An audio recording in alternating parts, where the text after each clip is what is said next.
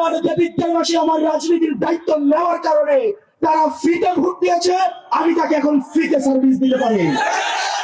আমি আমার এলাকায় বলতাম, যদি বিনা পয়সায় ভোট দেন বিনা পয়সায় সার্ভিস পাবেন।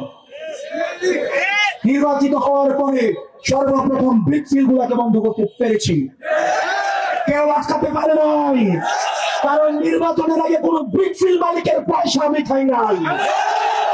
নির্বাচনের পর পর মাটি খুঁড়তের বিরুদ্ধে যারা নদীর মাটি কেটে নিয়ে নিজেরা ফেলে ফুকে বড় হয়েছে, এই মাটি বন্ধ করতে পেরেছি। নিজেকে এই মাটি ব্যবসায়ীদের কাছে বর্গা দিতে হয় না। আমার যে বিদ্যাবাসী আমার রাজনীতির দায়িত্ব নেওয়ার কারণে তারা ফ্রিতে ভোট দিয়েছে, আমি তাকে এখন ফ্রিতে সার্ভিস দিতে পারি।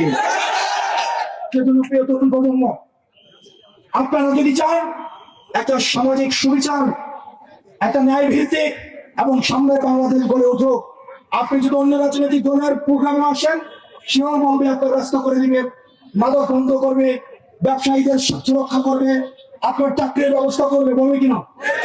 সে কি অন্য জায়গায় কেউ কি খারাপ কথা বলে? কেউ কি মঞ্চে দাঁড়িয়ে বলে আমার কর্মীকে দিয়ে আমি চাঁদাবাজি করবো? কেউ কখন বলবে? পার্থক্যটা এই জায়গায়। আমরা চাই আপনি আমাদের দায়িত্ব নেন। আপনি যদি আমার দায়িত্ব না নেন, দিন শেষে আপনি আমাকে বলতে পারবেন আগে যান, আমরা আছি, কিন্তু রাজনৈতিক দল আমরা যখন কার্যক্রম পরিচালনা করবো তখন 500 টাকা জেলে পাওয়া যাবে না, তখন পয়সার জন্য যেতে হবে কার কাছে? ব্যবসায়ীর কাছে। তখন স্বার্থটা আমি আপনার সংরক্ষণ করবো নাকি ব্যবসায়ীর স্বার্থ সংরক্ষণ করবো? সিম্পল। সেজন্য আজকে তরুণ প্রজন্ম আপনারা এখানে যারা আছেন, আমাদের এই যে রায়পুরের যে সংগঠন, আপনাদের থেকে 5 টাকা 10 টাকা করে 20 টাকা দিয়ে 100 টাকা দিয়ে আপনাদের সামর্থ্য অনুযায়ী আমাদের এই রাজনৈতিক দলটাকে আপনারা বড় করবেন, আপনারা দায়িত্ব নেবেন, তাহলে এই সংগঠন সবসময় আপনার হয়ে কথা বলবে।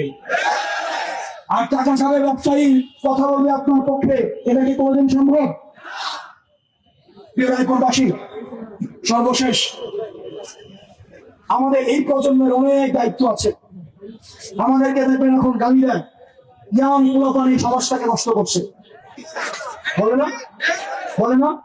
যারা জুলাইয়ের রাস্তায় নেমে আসছে, আওয়ামী লীগের কিছু দূষণ আছে, এরা টকশুতে বলে এই প্রজন্ম নাকি আমরা সমাজটাকে বিনষ্ট করেছি। কারণ যখন 17 বছর ধরে চেকে বসা হাসিনাকে কেউ উৎখাত করতে পারে নাই, এই তরুণরাই রাস্তায় নেমে এসে হাসিনাকে উৎখাত করতে সমর্থন হয়েছে। কিন্তু এটাও সত্য, আমরা উৎখাতের সময় ছিলাম, কিন্তু গঠনের সময় আমাদেরকে বাদ দিয়ে দেওয়া হয়েছে।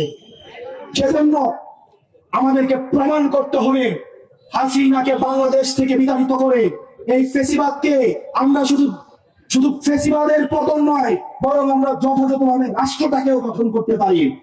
সেজন্য আমাদেরকে সামাজিক ভাবে প্রত্যেকটা সমাজে মাদক বিরোধী বিভিন্ন সংগঠন গড়ে তুলতে হবে। প্রত্যেকটা সমাজে ঘরে ঘরে আপনাদের কয়েকটা কাজ দিয়ে যাবো আমি। আজকে আপনারা এখানে যারা উপস্থিত হয়েছেন, আপনারা মাদকের বিরুদ্ধে সামাজিক আন্দোলন গড়ে তোলেন। দেখবেন মাদক ব্যবসায়ী যারা রয়েছে তারা কোনো না কোনো ভাবে রাজনৈতিক দলগুলোর সাথে সংশ্লিষ্ট। তারা দেখা যায় মাস শেষে রাজনৈতিক দলের নেতাকে তারা হচ্ছে মাসোয়া হবে।